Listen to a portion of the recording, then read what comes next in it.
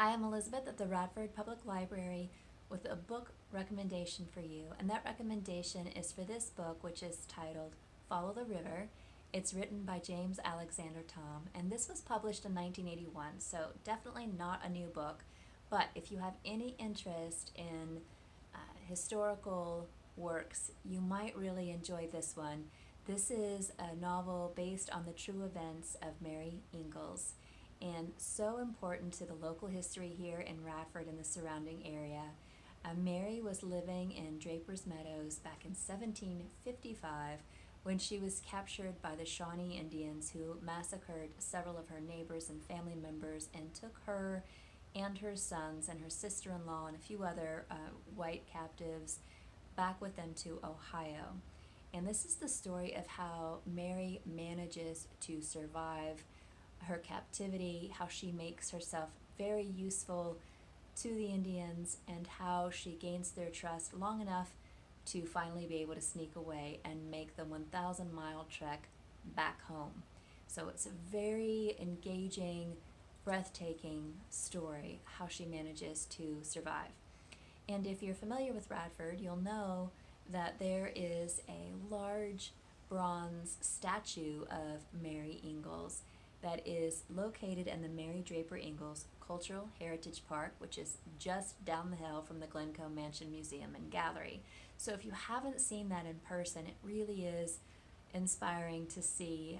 It's beautiful. I highly encourage you to check out the book, give it a read, go visit the statue, go visit Glencoe Mansion Museum and Gallery, and I think that you will enjoy this story.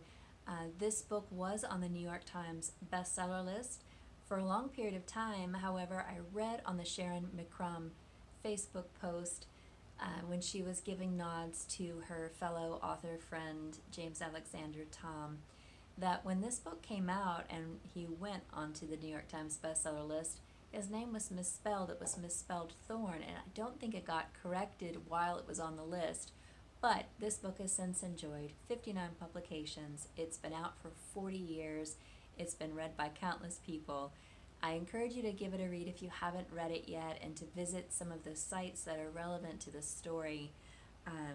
Mary Draper Ingles was only 23 years old.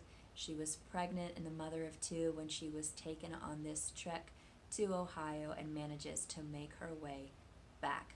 We also have a great plaque hanging at the Radford Public Library that shows you the path that she took to get back home, which was simply following the river. A lot harder to do than I could have ever imagined. Don't know how she survived it. But again, I encourage you to give this book a read. We at the Radford Public Library are having a book club discussion about this book. That will be an in-person event on Wednesday, July 14th at noon. That is for the Paper Bag Book Club gathering. So please come join us if you can. We hope we're going to have the OWL technology in place by then, which means you could also join us remotely if you prefer, and you could also be here in person, depending on which you'd like. Anyway, thank you so much for listening. I hope you'll give this book a try. Again, it's Follow the River. It's the story of Mary Draper Ingles and her survival in the 1755 captivity of the Shawnee Indians, how she makes her way back home. Thanks so much for listening. Take care.